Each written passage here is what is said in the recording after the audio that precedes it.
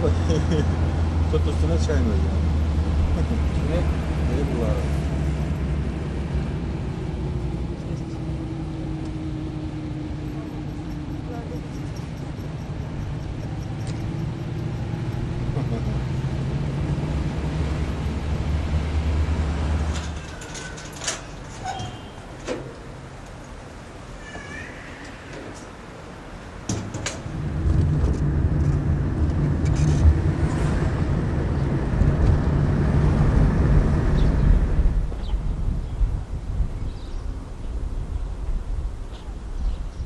Neden danışacaksın?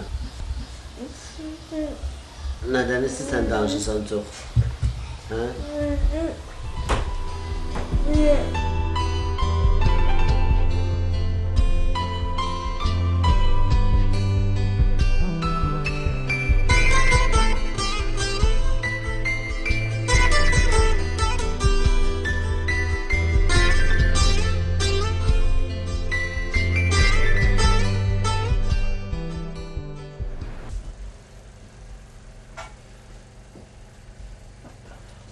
Otağımız aradı.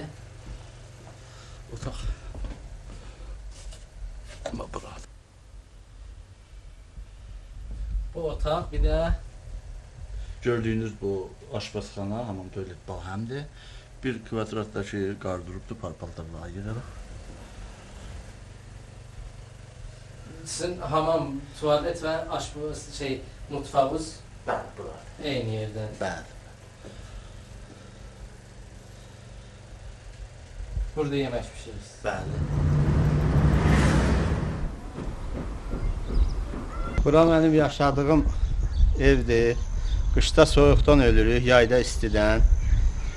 Bu çadırı da çəkmişik, qışda çox külək olur. Çox ağır vəziyyətdə yaşayıram burada.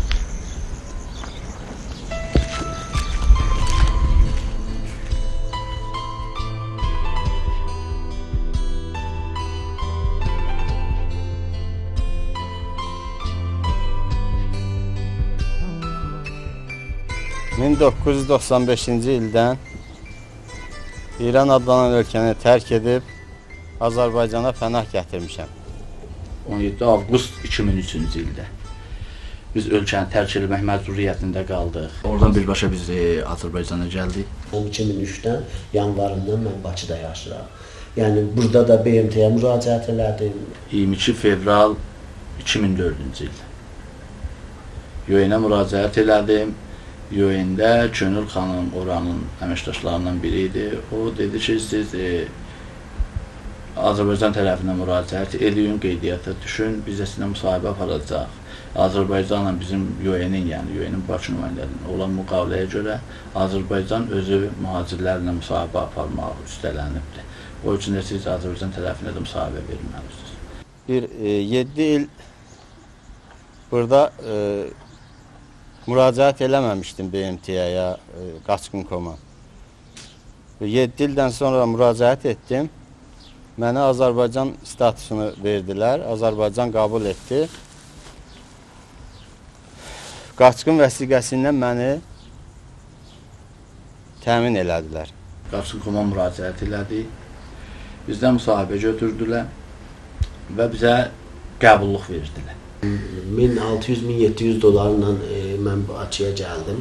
Ailə ilə nə bilirsiniz, burada durum çətin idi. Heç bir, məsələn, heç nə yox idi burada. Az müddətdə 3-4 ayın ərzində o pul hamısı bitdi. Çox vaxt elə bir şərait yaranır ki, ailənin xəstə olur.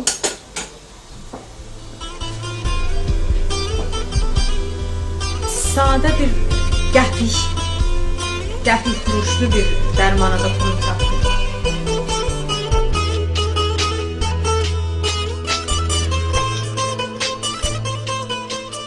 Biz burada olduqca təqib təzyiqlərə məruz qalırdıq.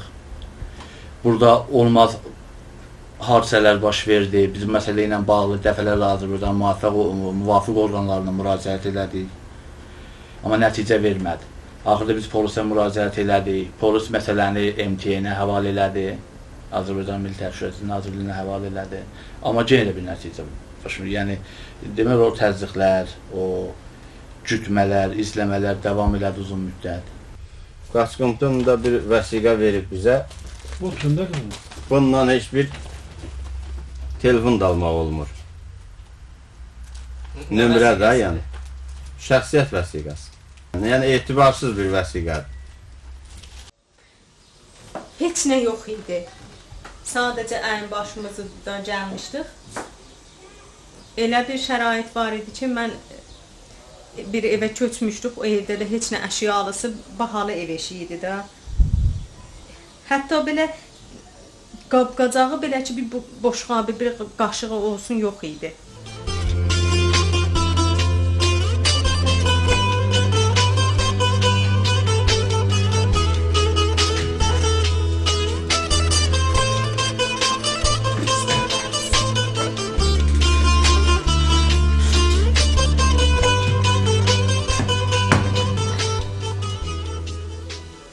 Neçə gün idi uşaqlara heç nə verə bilmirdim. Bir gün Ariyən bətər ac idi, körpü uşaq idi. O vaxt süt yiyirdi. Mən süt qutulmuşdu, verə bilmirdim bu uşağa, süt tapa bilmirdim. Gecə yarısı bu uşaq ağladı, acından ayıldı. Bilirdim də aniyəm görəm acdı. Durdum, unu götürdüm, sadət suva çaldım, bizərə də şəkər qatdım. Onu çaldım, suva bənzəsin, uşaq toğlansın, onu içsin, şüşəsin də. O da yedi, sancılandı. Uşaq idi, süt əmər, uşaq un mədəsində, yəni nişasta ambarlanmışdı, oturmuşdu, sancılanmışdı. Hətta bir gün Mehran mən gördüm, gəldi, qonşu evində toyuq pişirmişdi. Gəldi, dedi, çıxdım, gördüm, həyətdə nə eləyir, uşaqda kontrol edirdim, gördüm, oturub pillədə. Dedim, ama orada niyə oturmuşsan, dur gəl evə, gün vurur başıma, dedim, baba.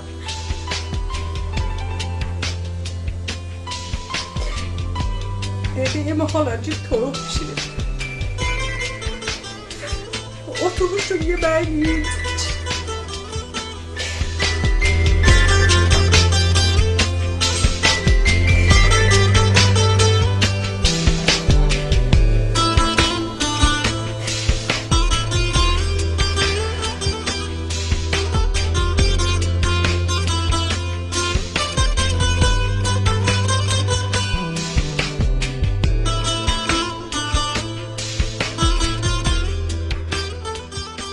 Mən 3 aya yaxın xəstəxanada qalmışam, 5 sayılı xəstəxanada qalmışam. Mən üz nahiyəsindən yanmışdım, əllərim yanmışdı. Bax, bunların hamısı yanıqdılar. Sinəmizdə yanıq izləri qalır. Nə cür şeylədilər, oranı odladılar? Valla bizə o dövrdə istintaqa rəhbərlik edən yanılmıramsa Cəlaləddin bəy idi. Cəlaləddin bəyin dediyinə görə qazın necə deyərlər, yanından bir balaca qab tapmışdılar, nə isə o qabda atmışdılar, peçdə əlovlanmışdı, evdə ağaçdan olduğuna görə əlov hər yanı bürünmüşdü. Yəni bir anda oradan demək olar ki, biz bir qəflət eləsəydik, çox ağır nəticələr, ağır fəlakət baş verə bilərdi. Mən özümü və dostumu 2-ci mərtəbədən çıxartmışıq.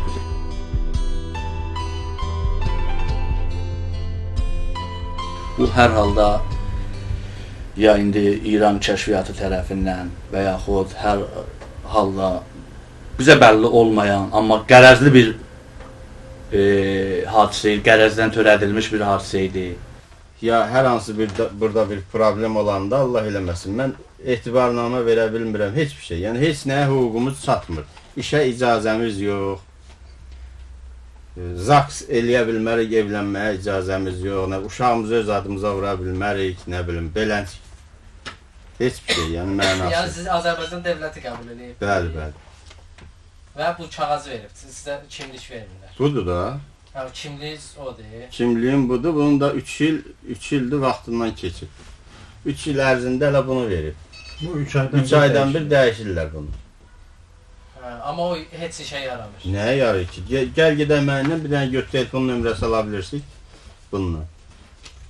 Bir telefon kartı ala biliriksə heç bir notarius qəbul eləmir. Verilən bu sənəd tanınmır. Bu sənədi deyirəm, bu sənədlə sən banka pul qoya bilirsən, bankdan pul götürməyin mümkün deyil. Azərbaycan bunlara status veribdir. O statüsün əsasında bunlar heç yeri gedə bilməzlər. Dünyanın heç yerində. BMT-də olanlar gedə bilərlər. Ancaq Azərbaycan bunları qəbul edib bu ölkədə yaşamalıdırlar. Bunlara da heç bir sənəd vermir. 3 aydan bir sənədləri dəyişilir. Heç bir hüquqları yoxdur. Nə mədən hüquqları, nə fizik hüquq, nə şəxsi heç bir hüquqları yoxdur.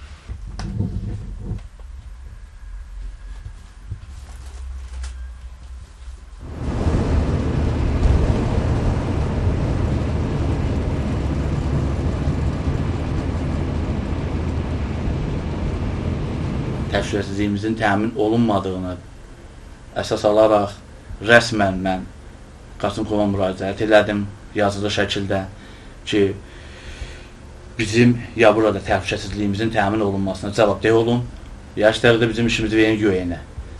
Burada sənədin tarixi də var burada. 2011 3-16-sı. Niyə veriblər bunu? Verilib. Hər 3 aydan Burada yaşamaq var ki, verilir ki, polis tutmasın burada.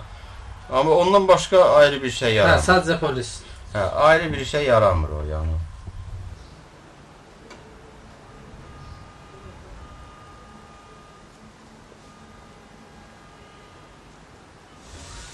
Demək olar ki, heç bir təfrik, dəyişiklik yoxdur.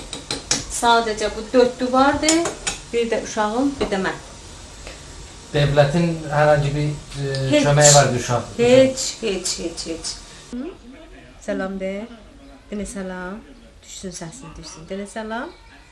Mən Bakıya gəlməzdən qabaq demək olar idmançı həyatım var idi. Nə cismi, nə ruhu mənim problemim yox idi. Amma bura gələndən sonra biz, necə deyərlər, mən 80% görmə qabiliyyətimi itirdim. O hadisədə ki, biz yandıq. O yanğında mənim 40% görmə qabiliyyətimi itirdi. Sonra başladı, arzusu zəifləməyə başladı. İndi 80% görmə qabiliyyətimi itirmişəm Bakıda. Sonra mədəmdə yara əmələ gəlib indi. Qan axmam var. Və müəyyən mənada o stres keçirmişik o hadisədən bəri. O belə indi bir ağır vəziyyətdəyik.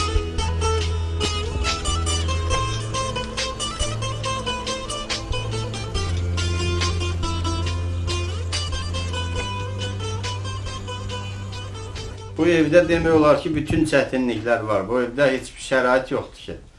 Qış olanda işığı kəsirlər, yay olanda su, bu dana su yoxdur. Bütün çətinliklər var burada. Bura mənim hamamımdır. Burada elektriklə su qızdırıram.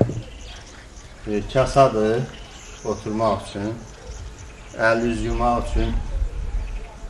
Vannetdir, də duşdur. Bu həyatda mən ailəmə xoşbəxtçilik heç vaxt verə bilmədim. Nə İranda olanda verə bildim, o Güneydə, İran adlanan ölkədə verə bilmişəm. Nə də bu 9 il ki, burada Azərbaycanda yaşamışam, heç vaxt verə bilməmişəm. Dedim, uşağım ac qalıb, ailəm ac qalıb, yoldaşım. Hətta, bilmirəm, bəlkə deməyə yaxşı olmayaq, yəni istəmirəm, bu sızıldamaq deyil. Amma bizim bir dənə ər-arvadın, bir dənə ailənin ən böyük dəyərlərindən biri olan nişan üzükləridir.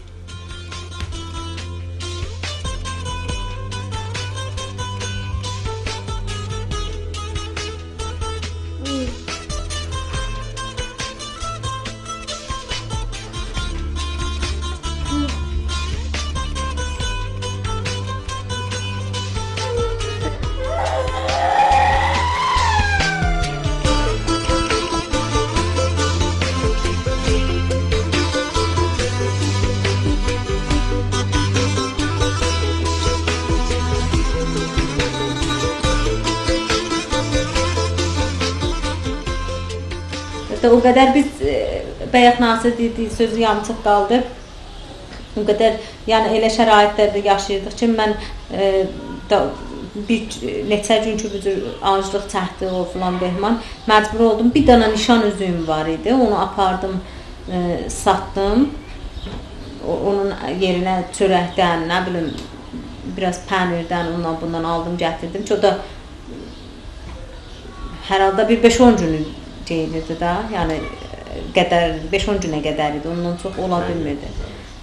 Yəni bu ümumiyyətlə belə götürəndə bu o qədər bütün pis yaşayışlar, pis günlər yaşamışıq ki, heç deməklə belə başa gəlməz. hər halda çalışırıq, qənaət edirik ki, keçinə bilək. Bir də ki, BMT, Azərbaycan yox, BMT, Birləşmiş Millətlər Təşkilatı burada ayda mənə 80 manat pul verir. Bir odur, bir də ki, ailənin köməkliyidir. Bu 80 manat yetərlimi Azərbaycan və ya Bakı üçün? Deyir, söhbət odur ki, deyirəm, bu köməkliğimizdə biz bir ay ayaqda dura bilmərik.